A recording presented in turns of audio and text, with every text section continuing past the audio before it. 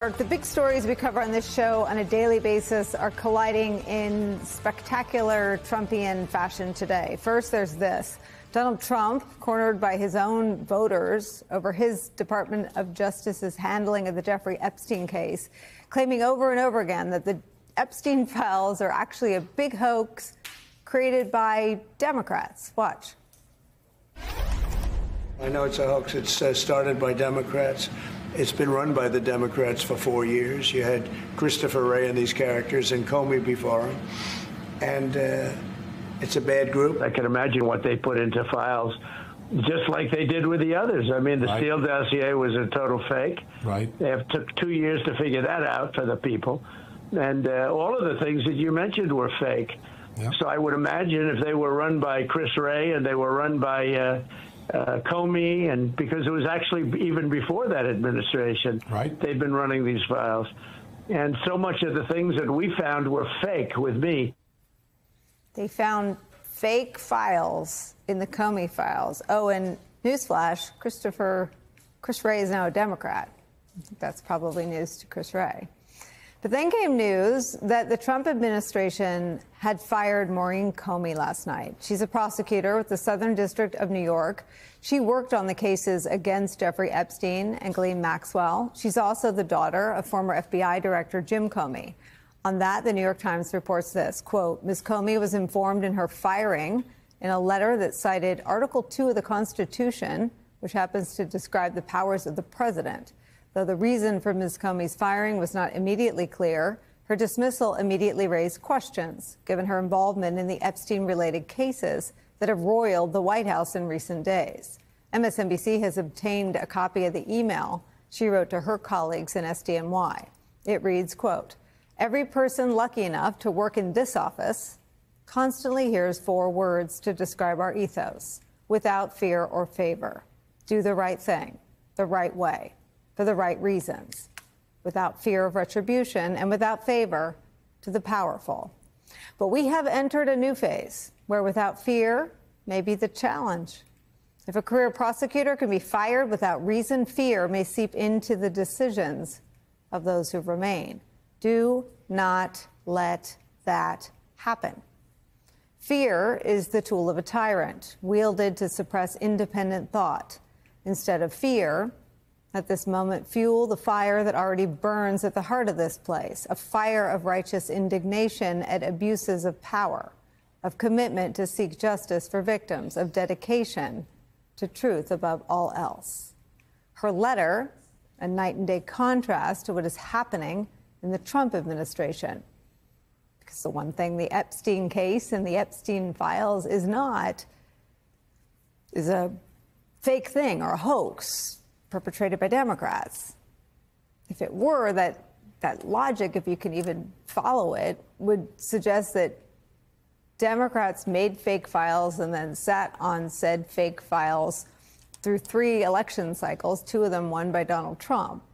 It would also mean that Trump's own vice president, his own attorney general, the director of the FBI, and the deputy director of the FBI, and Trump's son all were either in on or fell for a hoax. Release the list. Seriously, we need to release the Epstein list. That is an important thing. How is it that my father could be convicted of 34 crimes, but no one on Epstein's list has even been brought to light? Who's on the Epstein tapes, folks? Who's on those tapes? Who's in those black books? Why have they been hiding it? What the hell are the House Republicans doing? They have the majority. You can't get the list? Put on your big boy pants and let us know who the pedophiles are.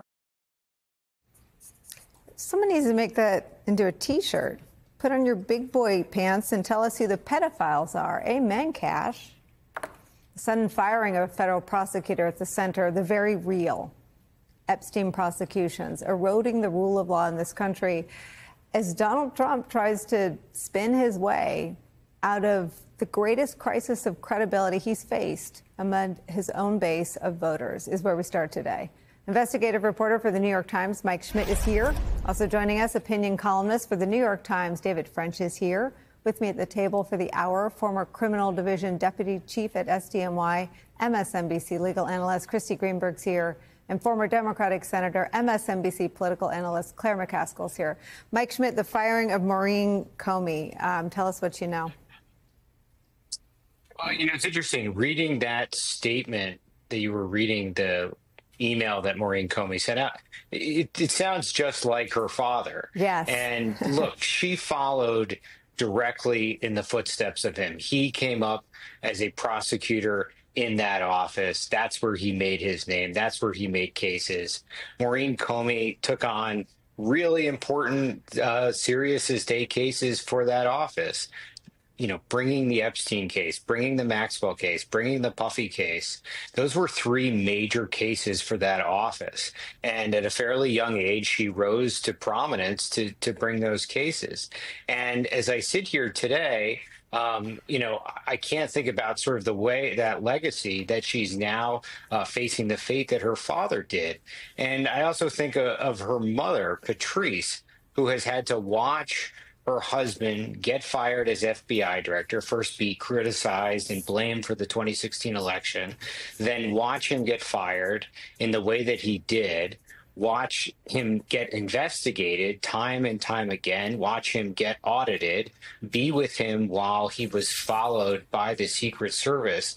And now, after your daughter has climbed to the highest ranks of the biggest office in this country to bring some of its biggest cases, watch her get fired in what appears to be at least something related to who her father was or the cases that she was involved in. And that's just an extraordinarily difficult, awful journey that Patrice Comey has had to watch her family endure on the Trump story. And, it obviously hits home for folks in Comey's world. They were incredibly proud of the work that their daughter had done. Jim Comey himself sticks out too much like a sore thumb to have gone to the trial, the Puffy trial, but her mother was there and in the courtroom to watch some of it. And now she is sitting in a similar fate to what her father experienced, in the first year of Trump's administration.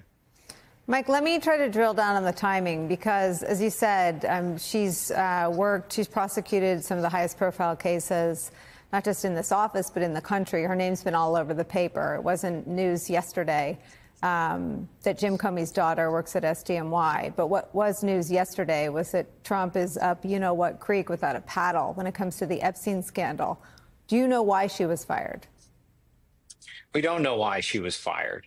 What we do know is that this Justice Department and this administration has dipped its hand down to fire line prosecutors in ways that we have never seen before. In Trump's first term, things like this didn't happen. They fired Jim Comey as the FBI director. He was essentially a political appointee that Trump could get rid of. This is different. This is a career civil servant who has been fired for reasons that are unclear. Many other prosecutors have been fired. Prosecutors that worked on the January 6th investigations, other prosecutors that worked on controversial cases across the country. So as we sit here today, we don't know. But what we do know, and this is just this sort of remarkable thing about the Trump story, and I'm not sure where it leaves us, is that at the end of the day, there is probably no one that knows more about what's in the Epstein files than Maureen Comey. The evidence that the government had against Jeffrey Epstein, that they had used to bring their case, was never disclosed to Epstein's lawyers because Epstein killed himself before that part of the prosecution could go. Epstein kills himself about a month after he's arrested while he's being held. Maureen Comey, one of the lead prosecutors on that case, knows everything that is in whatever the Epstein files are, and there probably aren't the Epstein files, and whatever the discovery and evidence that the government has. And in only a Trumpian development, in something in relation to a Comey, Trump has now fired the one or few people who knows everything that the federal government knew about Jeffrey Epstein.